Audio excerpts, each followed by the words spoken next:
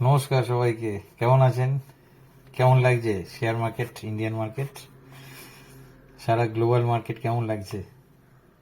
সবকিছুরই একটা কারণ আছে। কারণের বাইরে গিয়ে কিছু হয় না। মার্কেট হু হু করে পড়ছে, ব্লাড বাথ হচ্ছে।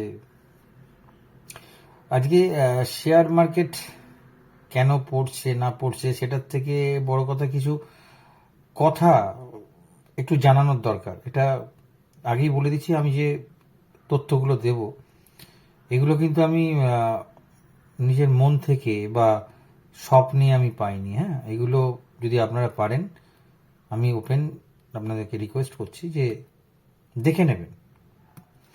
আপনারা পড়াশোনা করুন। সবসময় বলি শেয়ার মার্কেটে ইদানিং আমি দেখতে পাচ্ছি যে কি বলবো, অনেক ছেলে মেয়েরা যারা উচ্চ মাধ্যমিক পরীক্ষা দেয়নি, উচ্চ মাধ্যমিক পরীক্ষা অ্যাপ্রোচিং বা গ্র্যাজুয়েশন কমপ্লিট করেনি, এরকম অনেক ছেলেমেয়েরা, বাঙালি ছেলেমেয়েরা এই মার্কেটে ঢুকছে এবং হাফ হার্টেড নলেজ নিয়ে। আমি এটা বরাবরই খুব অপছন্দ করি যে হাফ হার্টেড নলেজ নিয়ে যে কোনো কাজ যদি করেন সেই কাজে সফলতা আসে না, আসতে পারে না, কখনো আসবেও না। আপনাকে জানতে হবে যে রুট কজ কোথা থেকে আসছে। রুট, প্রতিটা জিনিসের রুট থাকে, আপনাকে রুটটাকে জানতে হবে। রুটটা কি, কেন হচ্ছে, হোয়াই। আমি বরাবর বলেছি হোয়াই এর দিকে, প্রত্যেকের হোয়াই এর দিকে তাকানো উচিত রাদার দ্যান রেজাল্ট। রেজাল্টের দিকে তাকালে কিন্তু খুব প্রবলেম। হোয়াই এর দিকে তাকান, কেন কেন কেন হচ্ছে, কেন, কারণটা কি। সরি, শুরু করা যাক। শুরু করি আমাদের ভারতবর্ষ দিয়ে। আমরা ভারতের তো নাগরিক, অবভিয়াসলি তাহলে ভারতবর্ষকে দিয়ে শুরু করা উচিত বা আমাদের নিজেদের কথা বলা উচিত।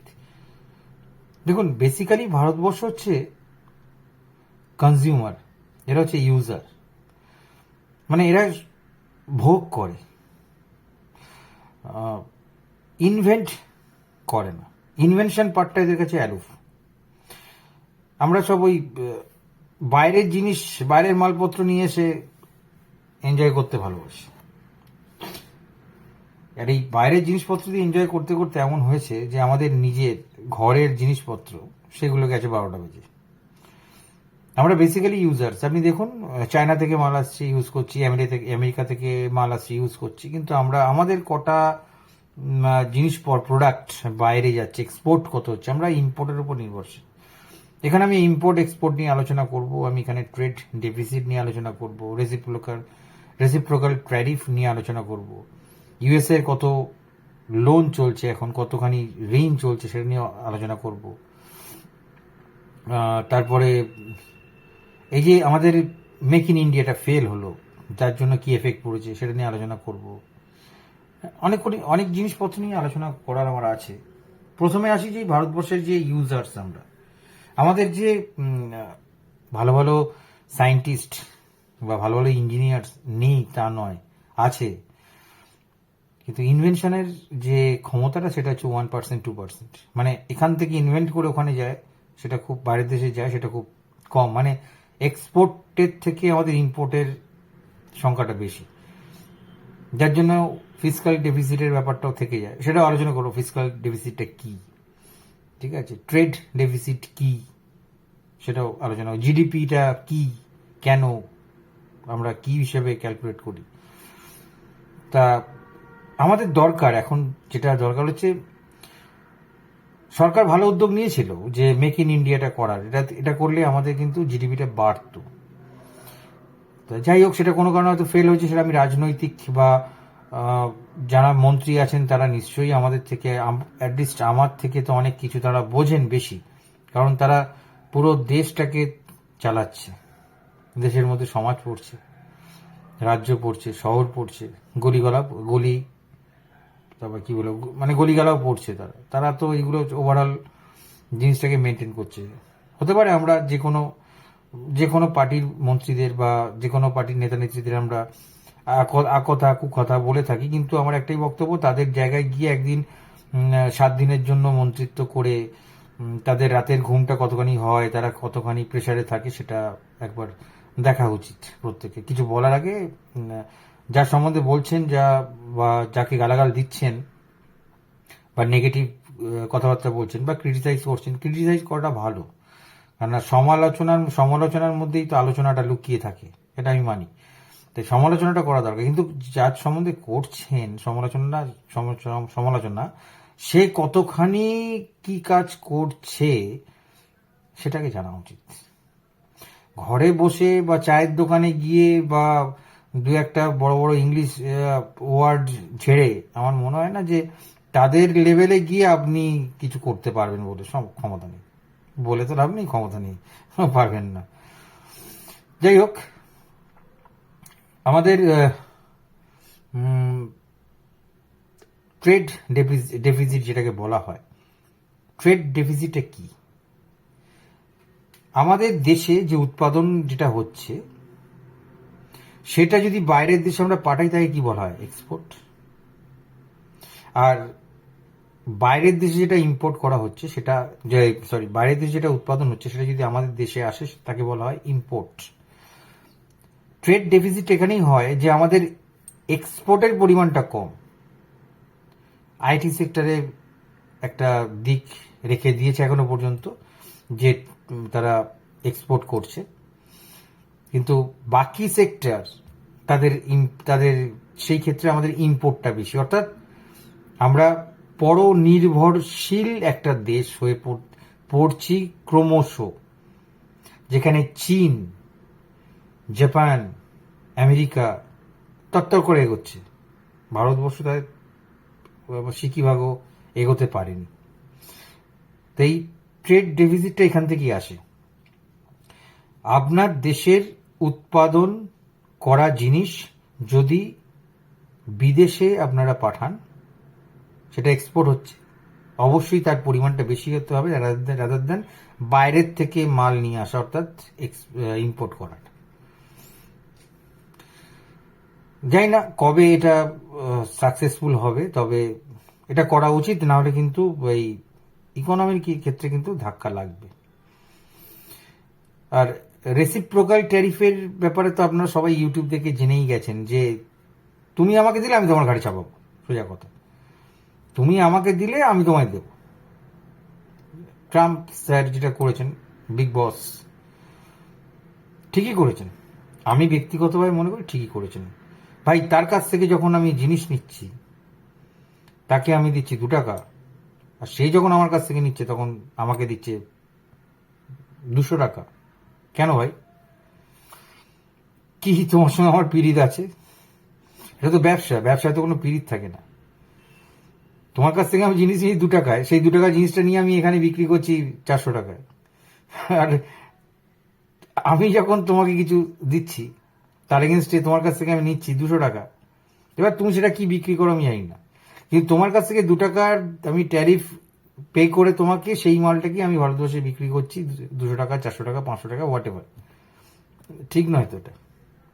ঠিকই করেছে, যা করেছে ঠিকই করেছে। তখন আপনারা শুনলে অবাক হয়ে যাবেন যে যেটা বলছে আজকের দিনে দাঁড়িয়ে, হয়তো একটু এদিক ওদিক হতে পারে, দেখে নেবেন, অনেক সাইট আছে, জার্নাল আছে, পড়ে নেবেন। বর্তমানে ইউএস এর ঋণ কত জানেন? $34 ট্রিলিয়ন।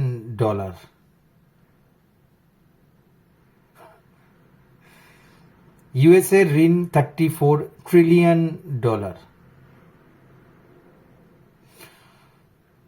এবার ধরুন আমাদের দেশের কিছু কিছু জিনিস যেটা আমরা উৎপাদন করতে পারি না বা নেই,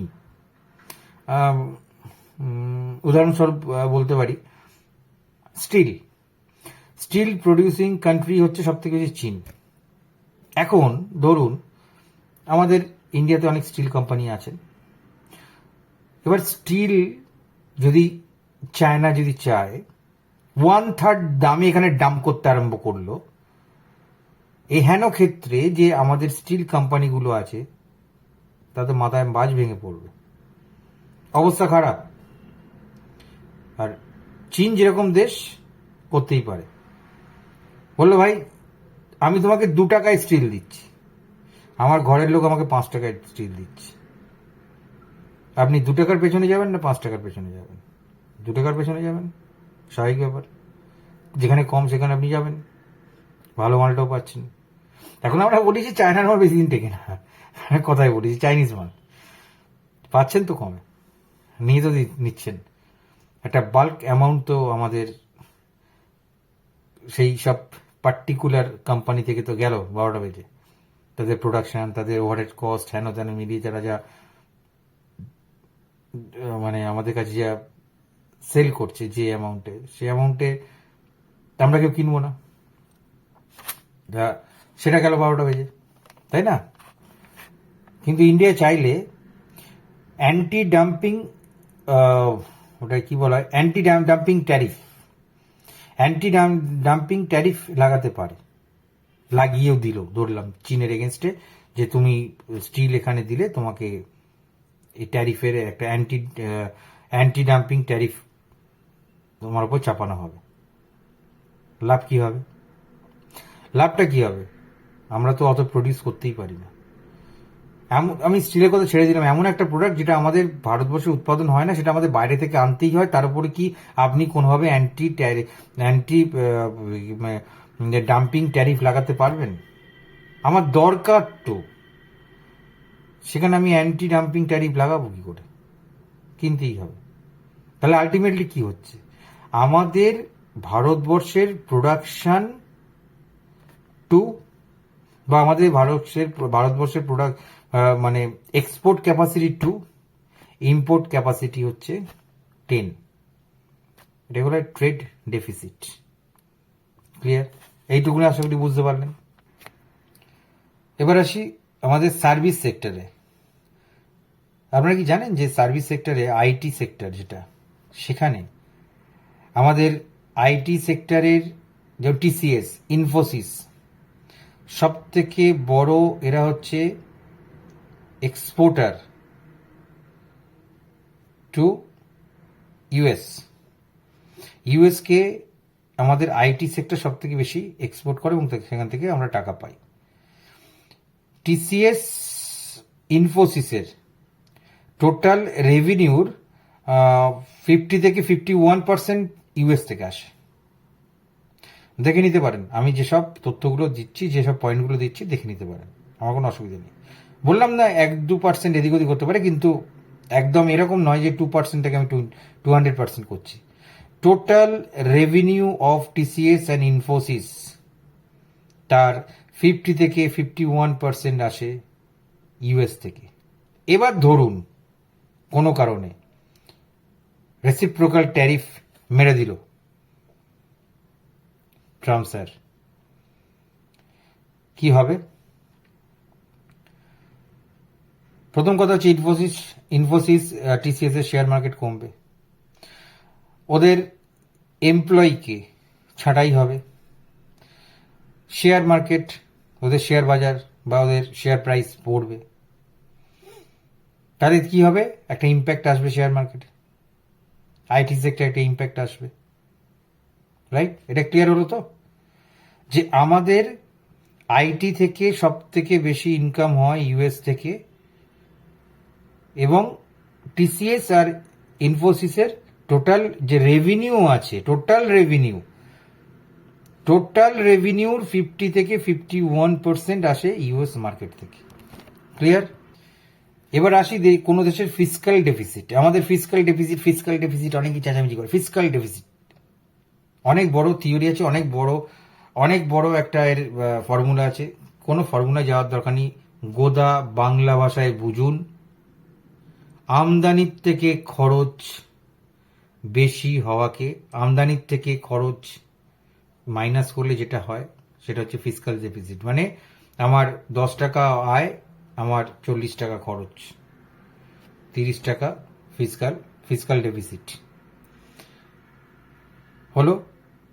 এইবার এর ফর্মুলাটা যদি আপনি বলেন যে কি ফর্মুলায় আপনি এটাকে ফেলছেন ফিসকাল ডেফিসিটের, আমাদের যদি কি বলবো ফর্মুলা যদি ফেলতে হয়, তাহলে কি আমদানি মাইনাস বা আয় মাইনাস ব্যয় ডিভাইডেড বাই জিডিপি। ক্লিয়ার? আমদানিও বলবো না, সংসারের আয়, আমি ভারতবর্ষের সংসারটাই ধরে নিলাম, সংসারের আয় মাইনাস ব্যয় ডিভাইডেড বাই জিডিপি। বর্তমানে আমাদের ফিসক্যাল ডেফিসিট হচ্ছে 4 থেকে 4.5, দেখে নেবেন একবার, আমি ভুল হতে পারি, দেখে নেবেন। 4 থেকে 4.5, 0.01% হয়তো এদিক ওদিক হতে পারে, কিন্তু দেখে নেবেন। কারণ আমি পড়াশোনা করে আমি ভিডিওটা করছি, কেননা এই ভিডিওটা করে অন্যকে তো ভুল ভ্রান্তি বা ভুল তথ্য দেওয়ার কোনো অধিকার আমার নেই। ফিসক্যাল ডেফিসিট আমাদের এখন যাচ্ছে হচ্ছে 4 থেকে 4.5, ঠিক আছে? শুনলে অবাক হয়ে যাবেন, ইউএস এর 6.2 ফিসক্যাল ডেফিসিট। অবশ্য ওদের জিডিপি অনেক বেশি, অনেক অনেক বেশি, আমাদের জিডিপির থেকে অনেক অনেক অনেক গুণ বেশি, কিন্তু ফিসক্যাল ডেফিসিট হচ্ছে 6.2। চিন্তা করে দেখুন। আরও একটা তথ্য দিই, সেটা হচ্ছে ইউএস এর যে ফিসক্যাল ডেপোজিট, সেটা হচ্ছে 800 থেকে 900 বিলিয়ন ডলার, যেটা ইউএস এর ডিফেন্সের বাজেট। ইউএস এর ডিফেন্সের বাজেট আজকের ডেটে হচ্ছে আপনার মোটামুটি এক্সাক্ট অ্যামাউন্টটা বলতে পারবো না, তবে 800 থেকে 900 বিলিয়ন ডলার হচ্ছে ইউএস এর ফিসক্যাল ডেফিসিট, যেটা হচ্ছে ইকুইজিবল টু ইউএস এর ডিফেন্সের বাজেট। আমাদের ইন্ডিয়ান এডুকেশনের বাজেট কত বলবো, ফার্মার বলবো, ডিফেন্সেরও বলবো কত আমাদের বাজেট। ভারতবর্ষের সবচেয়ে বড় কথা হচ্ছে আপনার ইকোনমিক গ্রোথ যেটাকে বলা হয়, সেটা $30 ট্রিলিয়ন ইকোনমিতে পৌঁছানোর কথাবার্তা চলছে, মানে উই আর ট্রাইং। $30 ট্রিলিয়ন, আর ইউএস এর $34 ট্রিলিয়ন হচ্ছে ওদের ঋণ। আমার বলতে হাসি পাচ্ছে এগুলো, যে অনেক শেয়ার মার্কেট পড়ছে বলে অনেক হাউ চাউ হচ্ছে, অনেক কিছু হচ্ছে, এই হোয়াইটাতে কেউ যায় না, হোয়াইটাতে যেতে হবে। আর সব থেকে বড় কথা, শেয়ার মার্কেট পড়ার একটা কারণ আমি বলছি, এই ডিসেম্বরের যে কোয়ার্টার রেজাল্টটা বেরোচ্ছে, আচ্ছা আমি মাথায় ঢুকছে না যে সেপ্টেম্বরের আগে অবধি সব কোম্পানি হিউজ পরিমাণে তারা প্রফিট দেখিয়েছিল, তাদের ওই পরের কোয়ার্টারে কি করে সব কটা একসঙ্গে ঝরে পড়লো। আমি ছোটখাটো কোম্পানির কথা বাদ দিচ্ছি, এশিয়ান পেন্টস থেকে আরম্ভ করে HUL, হ্যাঁ, বাকি যেসব কোম্পানিগুলো আছে, আরো PSU কোম্পানি আছে, তারা একসঙ্গে কি করে ঝরে পড়লো? তাদের কি তার মানে কোনো আর্নিংস নেই? এতদিন আর্নিংস ছিল, এখন তাহলে সব আর্নিংস গুলো বন্ধ হয়ে গেল? তার মানে ইদার তারা ওটা আইওয়াশ করার জন্য দিয়েছিল, যে মার্কেটকে আপ করার জন্য, নিফটিকে বাড়ানোর জন্য, নিফটি বাড়বে এত, 26,000 থেকে 27, তারপর 30, এই প্রলোভনটা দিয়েছিল। ধরা যেতে পারে, লজিক্যালি তাই তো, তাই না? কেননা আপনি ক্লাস 1 থেকে ক্লাস 9 অব্দি আপনি ফোর্সড বয়, মাধ্যমিকে ফেল করে গেলেন, জিনিসটা কিরকম একটা অবাক লাগে না? সেই অবাকের ক্ষেত্রে জায়গাটা তৈরি করে ফেলছে মানুষ। তাই আমি বললাম যে অনেকে এখন আমি দেখেছি, অনেক বাচ্চা ছেলে মেয়েরা যারা মানে ভেতরে না ঢুকে, শেয়ার মার্কেট সমুদ্র, আমি আগেও বলেছি, এখানে পড়াশোনা করতে করতে, এই রিপোর্ট বের করতে করতে আমার টাইম লেগে গেছে, আজকে 2 দিন টাইম লেগেছে, এবং পার ডে 8 ঘন্টা 7 ঘন্টা করে আমি পড়াশোনা করে এটা বের করেছি। ওই জন্য বললাম কিছু ভুল হতে পারে। এমনিতেই আমি মানে সোম থেকে শুক্রবার অবধি তো 16 ঘন্টা কম্পিউটারের সামনে লাইভ স্ট্রিমিং করি, প্লাস এডুকেশনাল পারপাস আমি গাইডও করি সবাইকে। আমার অনেক ছাত্রছাত্রী আছেন এডুকেশনাল পারপাস, কেন আমি সেবি রেজিস্টার্ড নই, ঠিক আছে? আমি ক্লিয়ার করে দিচ্ছি, আমি সেবি রেজিস্টার্ড নই। তাই যতখানি আমার ক্ষমতা, আমার অতীতের অভিজ্ঞতা, যত লস খেয়েছি, সেই লসগুলোকে আমি সব ফিল্টার করেছি, স্কুইজ করেছি, করে একটা জায়গায় নিয়ে এসেছি, যে বলি সবাইকে বলি খারাপ পথটাকে আমি দেখিয়ে দিই, ভালো পথ আমি দেখাই না। প্রফিটের কথা আমি বলিই না ওদেরকে। আমি আগে বলি লস কতখানি হবে, লসের পরিমাণ কতখানি, সে তুমি ডেরিভেটিভ করো বা যাই করো, লসের পরিমাণ কতখানি দেখিয়ে দিই, লস কতখানি হতে পারে, সেটাকে আটকানোর চেষ্টা করো, প্রফিট অটোমেটিক আসবে। হ্যাঁ, আমায় বলতে হবে না, আমি করে দেবো না, ঠিক আছে? সেটা তোমার নিজের পড়াশোনা, নিজের ডিসিপ্লিন, ডেডিকেশন থাকলে হবে। কেননা গায়ে ফুঁ দিয়ে, হাওয়া দিয়ে, ওই হাতে মোবাইল নিয়ে মেট্রোতে যেতে যেতে, বাসে যেতে যেতে ডেরিভেটিভ করার লোকের সংখ্যা আমি অনেক দেখেছি, এবং তারা প্রত্যেকেই স্কুল গোয়িং, কলেজ গোয়িং। হ্যাঁ, ঠিক নয়। টাকাকে এইভাবে নষ্ট করা আমার মতে উচিত নয়। টাকাটা কারুর না কারুর তো, যারা করছেন তারাও নিশ্চয়ই কোথাও রোজগার করে করেছেন, বা ধরে নি তাদের পেরেন্টসরা কষ্ট করে টাকা ইনকাম করে তারপর এটা দিয়েছে। একদিন দুদিন টাক টাক করে 3-4 হাজার টাকা ইনকাম করে নেওয়ার পর যে লোভটা তৈরি হয়ে যায়, গ্রিড, সেইটার ফলে তারা জানে করলেই প্রফিট আসবে, কিন্তু জানে না 2 দিনে 4 দিনে 4 হাজারের টাকাটা গিয়ে 40 হাজার টাকা মাইনাস হতে পারে যদি পড়াশোনা না করে। অনেক খাটতে হয়। আমার এই শেয়ার মার্কেটে কয়েকজন ভালো ভালো বন্ধু ও ভাতৃস্থানীয় আছেন, আমি জানি, যারা বাঙালির দিকে সজাগ করার জন্য তারা নিজেরা পড়াশোনা তারা করাচ্ছেন। আমি নাম বলবো না, উনি হয়তো এইটা দেখতে পারবেন। চন্দননগরে বাড়ি ওনার, ঠিক আছে?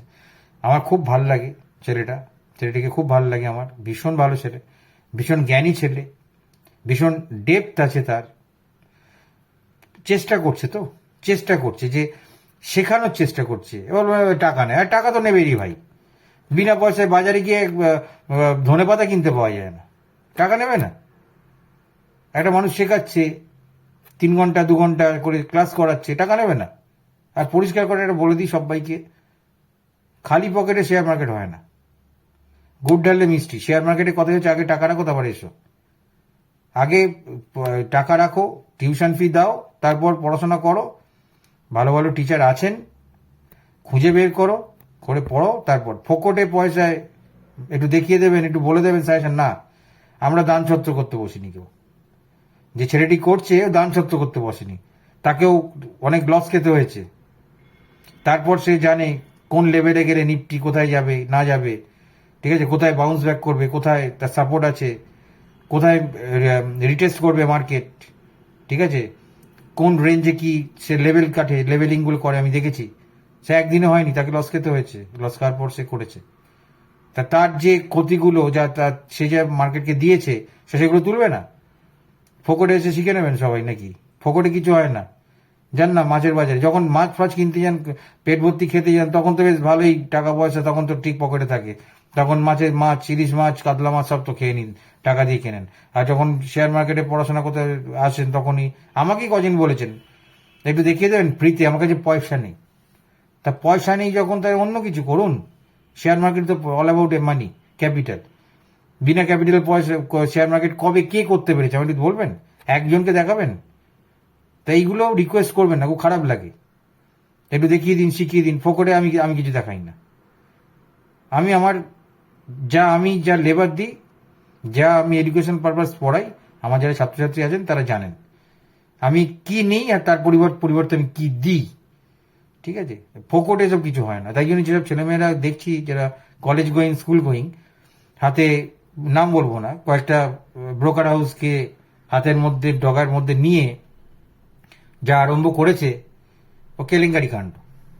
ও মানে ডুববে তো নিশ্চয়ই। এই শেয়ার মার্কেটের যে মান সম্মান, এখানে যে মানে পৃথিবীর সব থেকে শিক্ষিত মানুষদের যে বিরাজ করার জায়গা, সেটাকে পুরো একদম নক্কারজনক জায়গায় নিয়ে যাচ্ছে। একদম বস্তা পচা বস্তি বাড়িতে নিয়ে চলে যাচ্ছে। আগা পাঁচতলা কিছু জানে না, খপাত করে মাছের পেরিটা খেতে আরম্ভ করে দিল। কি মাছ তাও জানে না, মাছের মুখও জানে না, লেজাও জানে না।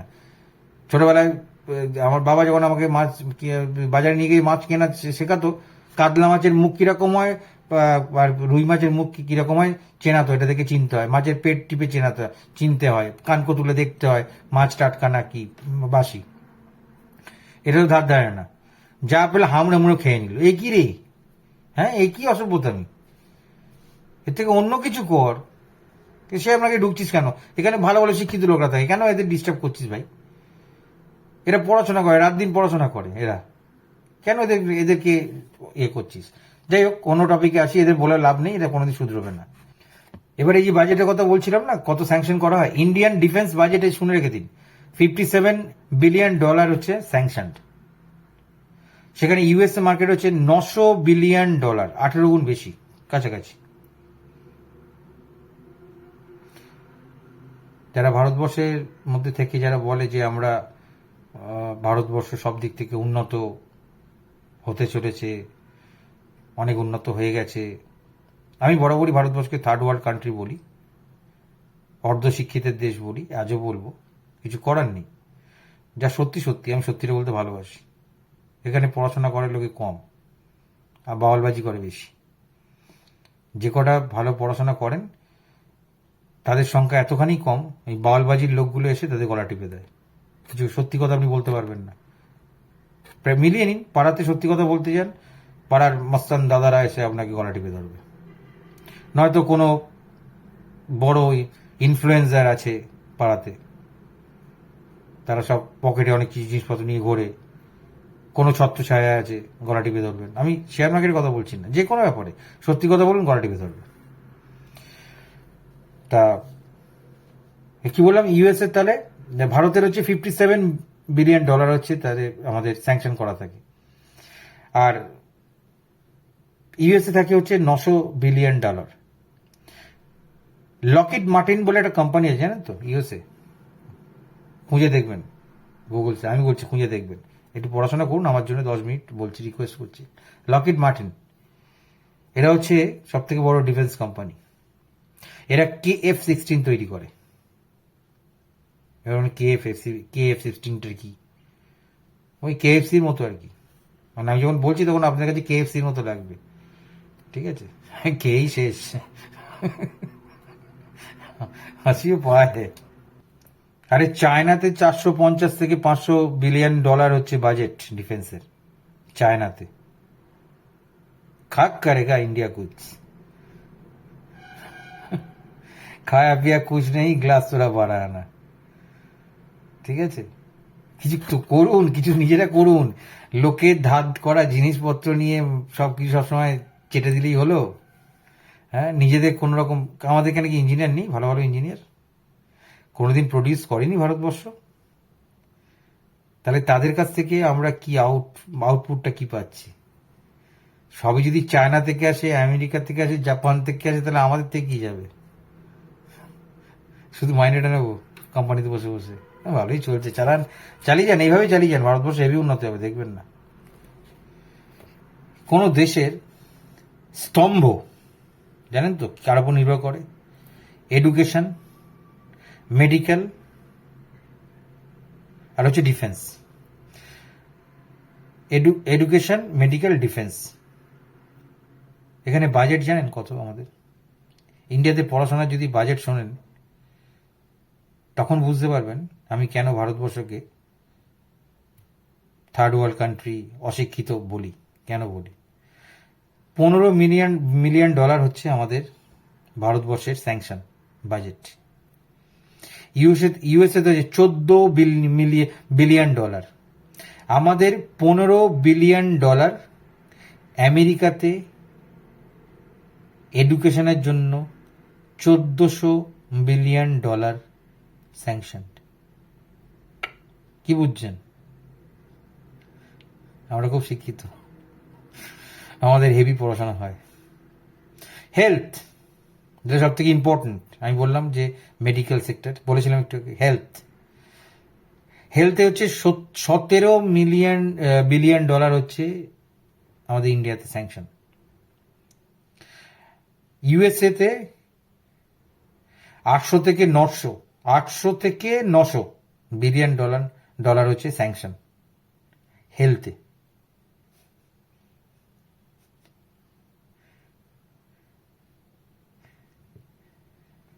মঙ্গল গ্রহে জমি কিনে রাখুন।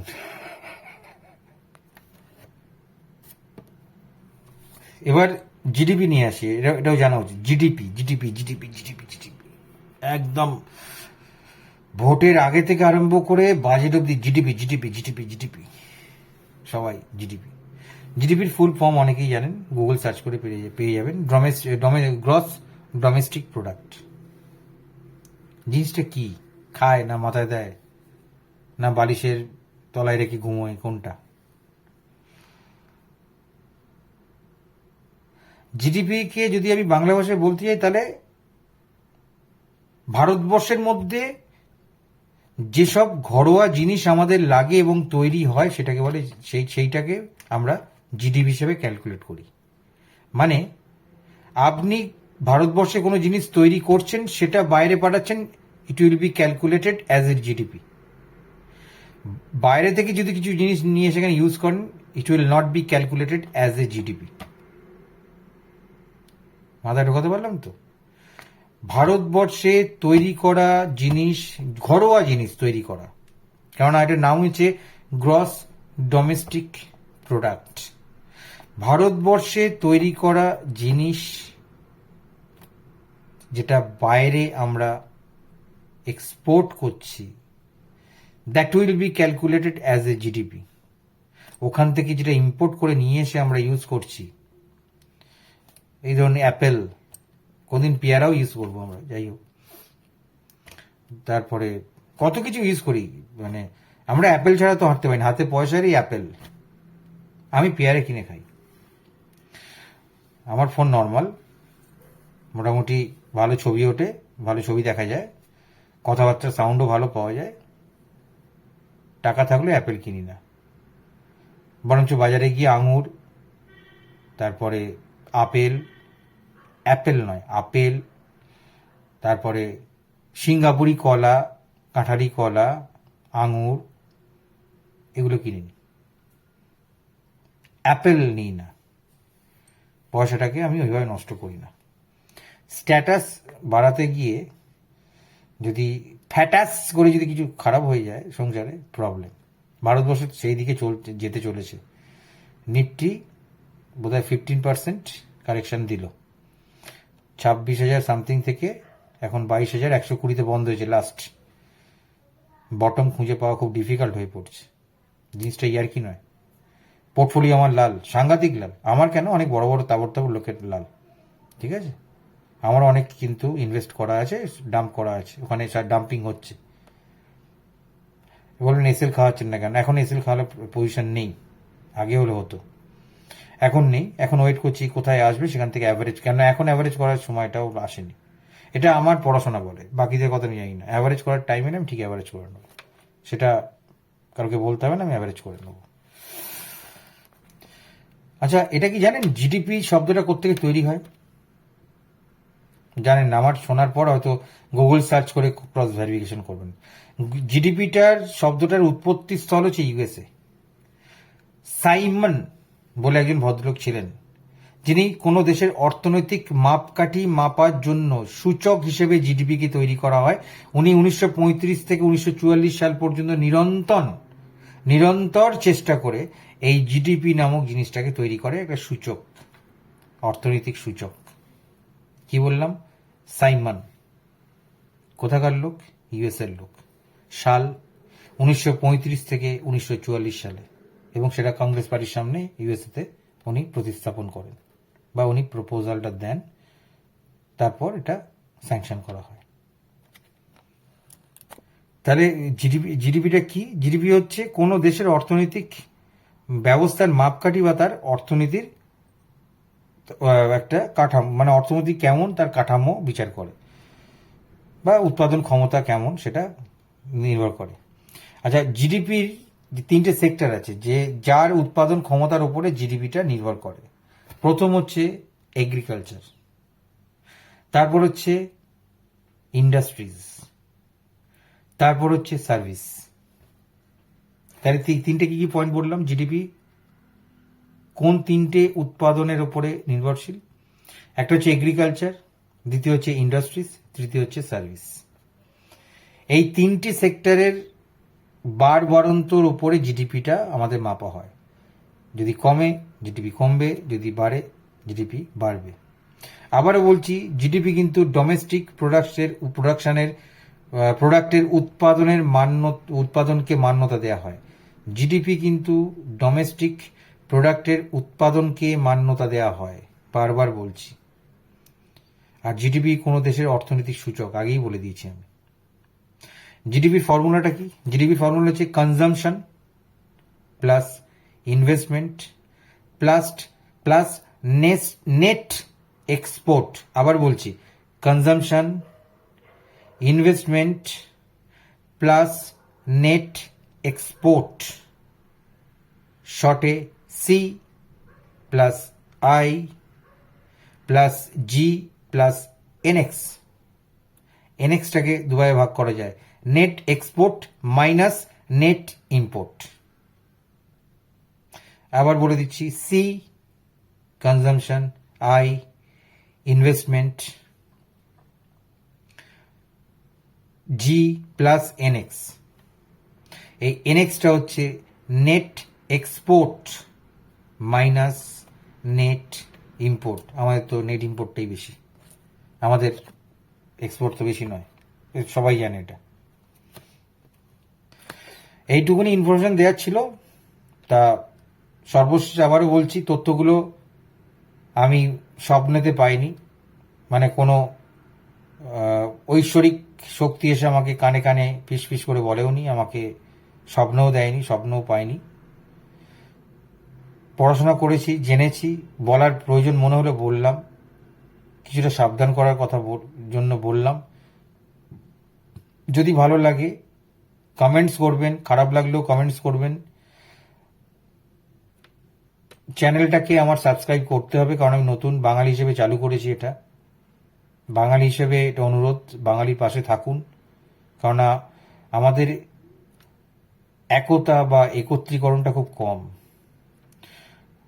একত্রিত হন, বাঙালিরাও একটু ভেবেচিন্তে দেখুন যে কি করা যেতে পারে, কারণ দেশটা সবার, দেশটা সবার। তাই আমি ট্রাম্পের কেন ভক্ত, আগেই বললাম, উনি আমেরিকা ছাড়া কিছু বোঝেন না, তার মানে কিন্তু দেশ ভক্তি ওনার মধ্যে আছে। তা আমি আমাদের কোনো রকম রাজনৈতিক মহলের কোনো রকম নেতা নেত্রীর কথা আমি উল্লেখ করতে নারাজ, কারণ আমি least bother about our Indian politics, সেটা রাজ্য হোক বা কেন্দ্র হোক। আমি এটা বুঝি, যে দেশকে ভালোবাসে আমি তার, আমার ভারতবর্ষকে যে ভালোবাসবে সে আমি তার। অন্য দেশের যদি কেউ, কোনো মন্ত্রী বা কোনো লোক তার দেশকে যদি ভালোবাসে আমি তার, তার দেশের জন্য যদি সে কিছু করতে চায়, ভালো কিছু করতে চায়, আমি তার। খুব জাস্টিফাইড এবং লজিক্যাল ট্রাম্প স্যার যে রেসিপ্রোকাল ট্যারিফটা যেটা দিয়েছেন, এটা আমি তো মনে করি এটা হওয়া উচিত। আজকে ইউক্রেনের সঙ্গে যে মিটিংটা হয়েছে সবাই দেখেছে, সেই নিয়ে হাউচাউ হয়েছে অনেক। অ্যাকচুয়ালি ইউক্রেনের যিনি জেনেলেনস্কি, উনি তো মিডিয়া ম্যান না, উনি ক্যামেরার সামনে থাকতে ভালোবাসেন, উনি ক্যামেরাকে ক্যাপচার করতে খুব ভালোবাসেন। ভালো অ্যাঙ্কার ছিলেন, অভিনেতা ছিলেন, স্ট্যান্ড আপ কমেডিয়ান ছিলেন, সবাই জানেন হয়তো। তা উনি যেটা করেছেন, এটা একটা মিডিয়া মানে শো অফ করেছেন রীতিমতো। মিনারেলসের যে ওনার যে মিনারেলসের যে ইয়েটা ছিল, যে খনিজ সম্পদের যে সাইন করার কথা ছিল, ওটাও কিভে বসেই করা যেতে পারত। সেটা অনায়াসে ট্রাম্পকে রিকোয়েস্ট করলে ওটা হয়ে যেত ট্রাম্প স্যারকে। কিন্তু উনি চেয়েছিলেন যে মিডিয়ার মাঝখানে এসে একটু নিজেকে পোর্টফোলিওটাকে বাড়ানোর, করেছেন, উত্তেজিত হয়ে পড়েছেন, একটা নাটকীয় সিচুয়েশন তৈরি করেছেন। আলটিমেটলি কিছুই তো লাভ হলো না। দেশকে যে ভালোবাসবে সেসবের, তারা এইসব নাটকীয়তা, এইসব ভড়ংবাজি তারা করবে না, আমার ব্যক্তিগত মতামত। দেশকে ভালোবাসার সংখ্যা বা মানুষের সংখ্যা খুব কম। আমি অনেকে ওই জন্য রেসপেক্ট করি ট্রাম্প স্যারকে, যে হ্যাঁ আমি ইউএসকে দাঁড় করাবো। কখনো বলছেন 350 মিলিয়ন না ট্রিলিয়ন ডলার আমি দিয়েছি, সেটা তুমি আমায় দাও। তার এগেনস্টে 500 মিলিয়ন না ট্রিলিয়ন ডলার এটা তুমি খনিজ সম্পদ আমাকে দাও। কেউ বলছে 120 দিয়েছে, কেউ বলছে 150 ঋণ দিয়ে, যাই হোক, হোয়াট এভার। ট্রাম্প স্যারের আগে যিনি ছিলেন, তিনি তো যখন জেনেলেনস্কি যখন আসতেন ইউএসএ, তখন তো ঘোড়ায় চড়ে আসতেন, ব্যান্ডবাজি, তারপরে মিউজিক হতো, রাজার মতো উনি আসতেন। তা বাইডেন তো আর ট্রাম্প নয়, ট্রাম্প তার যে কি বলবো পার্সোনালিটি, তার যে চিন্তা ভাবনা, দেশভক্তি এবং বিজনেস মাইন্ডেড ম্যান একজন, সেক্ষেত্রে আমি যেহেতু শেয়ার মার্কেট একদম হার্ডকোর শেয়ার মার্কেটের মধ্যে আমি আছি, শেয়ার মার্কেট নিয়ে আমি সব সময় পড়ে থাকি সব সময়, তাই জন্য শেয়ার মার্কেটের ভাষাতে শেয়ার মার্কেটের পয়েন্ট অফ ভিউতে আমি ট্রাম্প স্যারের ফরে পরিষ্কার কথা। যাই হোক, অনেক কিছু বোঝানোর বা শেখানোর চেষ্টা করলাম, হয়তো কিছু খামতি থেকে যেতে পারে, তার জন্য ক্ষমা প্রার্থী। যদি আপনারা মনে করেন এর সঙ্গে কিছু অ্যাড করতে পারেন, তবে এটুকুনি বলতে পারি, এটা কিন্তু আমার কোনো ইলিউশনস নয়, বা এটা আমি মন গড়া কথা বলিনি, আমি এগুলো সম্বন্ধে আমি জেনে শুনেই বলছি। ফিসকাল ডেফিসিট সম্বন্ধে বললাম, জিডিপি সম্বন্ধে বললাম, তারপরে আরেকটা কি বললাম, আমাদের ইম্পোর্ট এক্সপোর্টের কথা বললাম আপনাদেরকে, ট্রেড ডেফিসিট কিভাবে হয়, তো এগুলো জেনে রাখা ভালো। ভারতবর্ষে কোন লেভেলে পড়ে আছে তাদের মানে ফাইন্যান্সিয়াল সেক্টর থেকে আরম্ভ করে, এডুকেশনাল সেক্টর থেকে আরম্ভ করে, মেডিকেল সেক্টর থেকে আরম্ভ করে কি কি কন্ডিশনে ভারতবর্ষ যাচ্ছে, সেগুলো জেনে রাখা আপনাদের ভালো, ঠিক আছে? এই পর্যন্তই থাক। আর তো পরবর্তীকালে একটু নিফটির ভ্যালুয়েশনের ফর্মুলা যদি পাই আমি খুঁজে পেতে, যদি প্রপারভাবে পাই, ভুলভাবে দেওয়াটা তো অনুচিত হবে, তাহলে অবশ্যই নিয়ে আসবো। আমি খুব একটা ভিডিও করি না, কারণ আমি স্যাভি নই ভিডিও করতে ওই আমার থোবড়াটাও খুব খারাপ, থোবড়া দেখাতে আমার ভালো লাগে না, আবার থোবড়াকে পেছনে রেখে বক করতেও ভালো লাগে না, ওটা যেন মনে হয় যে ওই অবগুণ্ঠনে রেখে নিজেকে ইয়ে করা, ও আমার পোষায় না। যেটা বললাম, যদি কারো ভালো লাগে শুনবেন, আর কিছু বলার নেই। ভালো থাকবেন। শেয়ার মার্কেট যদি করতে আসেন, প্রথম মূলধনটাকে নিয়ে আসবেন, আর কারোর কাছে বলবেন না যে বিনা পয়সায় করিয়ে দিন, বিনা পয়সায় শেখার জায়গাটা নয়, এটা টাকা দিয়ে শিখতে হয়, কম বেশি টাকা লাগেই। আর ক্যাপিটাল নিয়ে আসবেন, শেয়ার মার্কেটে ক্যাপিটাল ছাড়া কিছু হয় না। প্রথম যে কোনো ব্যবসায় আপনি করতে যান না কেন, আপনি আজকে একটা ওষুধের দোকান করতে গেলে কি আপনি বলেন বিনা পয়সায় ওষুধের দোকান করব? তার একটা ঘর ভাড়া থেকে আরম্ভ করে, তার ওভারহেড কস্ট আছে, ওষুধের যে স্টোরগুলো যেগুলো করবেন, ওষুধ নিয়ে আসবেন, মানে মেটেরিয়ালস আর কি এখানে বলছি, ওষুধ বলতে, ঠিক আছে? তারপরে তার আদার ইলেকট্রিসিটি আছে, হ্যানো আছে, ত্যানো আছে, সব নিয়ে তো আপনার ক্যাপিটাল লাগেই, তারপর তো ব্যবসা শুরু করেন। আমাকে অনেকেই বলেন ফ্রিতে পড়িয়ে দেওয়ার জন্য, এই ফোকটে পড়ানো বা ফোকটে শেয়ার মার্কেট করানোর চিন্তাধারা আমার ছিল না। হ্যাঁ, দু একটা কোশ্চেন করলে আমি উত্তর দিতে পারি, কিন্তু শিখতে গেলে আমাকে অনেক কষ্ট করে শিখতে হয়েছে, অনেক টাকা লস খেতে হয়েছে। হ্যাঁ, আর সেই টাকাটা আমাকে কিন্তু আকাশ থেকে কেউ দিয়ে দেয়নি, আমার পকেট থেকে গেছে, আমার অর্জিত পয়সা গেছে। তাই জন্যে ক্যাপিটাল নিয়ে শেয়ার মার্কেট করতে আসবেন এবং প্রপার ওয়েতে শিখবেন, ঠিক আছে? শিখে করবেন। আমি সেবি রেজিস্টার্ড নই, পারলে সেবি রেজিস্টারের কাছ থেকে শিখবেন, আমার কোনো অসুবিধা নেই। আমার কাছ থেকে শিখতে হবে, আমার কোনো মাথার দিব্যি আমি দিচ্ছি না। ভালো সেবি রেজিস্টার্ড যারা আছেন তাদের কাছ থেকে শিখবেন, তারা যে গাইড করবে, তাদের কাছে শিখে নিয়ে প্র্যাকটিস করুন, পড়াশোনার মধ্যে থাকুন, চিন্তা ভাবনা করুন গভীরভাবে, কেননা অর্থনীতির অবস্থা খুব একটা ভালো এই মুহূর্তে নেই। আমি পরবর্তীকালের কথা জানি না, এই মুহূর্তে নেই। তবে একটা আমার কি বলবো, এক্সপেরিয়েন্স বলে একটা স্পাইক হয়তো একটা নিফটিতে আসতে পারে 1000 পয়েন্টের হয়তো, কিন্তু খুব সাবধান, ডাম্প করে দেবে কিন্তু আবার, কারণ 18,000-এ ওরা একবার 20 থেকে 18-তে রিটেস্ট করবেই মার্কেট। তা কোথায় গিয়ে আপনি অ্যাভারেজ করবেন, কোথায় গিয়ে আপনি বাইং স্টার্ট করবেন, কোথায় গিয়ে এসআইপি স্টার্ট করবেন, সেটা অবশ্যই আপনাদের ফাইন্যান্সিয়াল অ্যাডভাইজার এবং সেবি রেজিস্ট্রারের সঙ্গে কথা বলে করবেন, ঠিক আছে? ভালো থাকবেন, সুস্থ থাকবেন, দেশকে ভালোবাসুন। নমস্কার।